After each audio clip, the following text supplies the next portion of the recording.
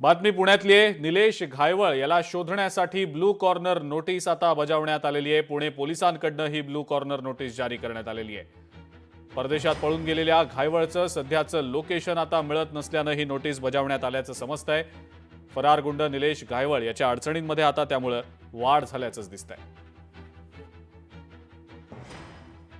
Blue corner notice म्हणजे की ज्या व्यक्ती जे गुन्हेगार काही मिसिंग आहेत, पळून गेलेत, कुठेतरी दाबा धरून बसलेत, अशा लोकांना लोकेट करण्यासाठी, शोधण्यासाठी संबंधित देशांना विनंती केली जाते।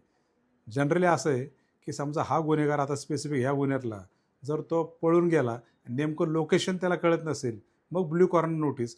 आणि त्याच्याकडे जर शेंगेन विजा असेल तर शेंगेन विजा हा 12-13 देशामध्ये चालतो, एकच विजा असतो। त्याने फक्त विमानाचं तिकीट काढायचं, पासपोर्ट दाखवायचं आणि त्या देशात जायचं। आणि म्हणून पोलिसांना अडथळे येत असेल की नेमका ह्याचं लोकेशन कुठे आहे, आणि जर तो लोकेट झाला की तो स्वित्झर्लंडमध्ये, जर्मनीमध्ये, पॅरिसमध्ये, तर त्या देशाला विनंती करून त्याला तिकडची प्रोसिजर चालू करा, त्याला आमच्या देशात पाठवून द्या, हे होऊ शकतं। पण ते होत नाही, कारण तो नेमका कुठं गेला आहे हे पोलिसांना कळत नसेल, आणि म्हणून त्यांनी ब्लू कॉर्नर नोटीस जारी केली असावी। लोकशाही मराठी ऐका, पहा, जागरूक रहा।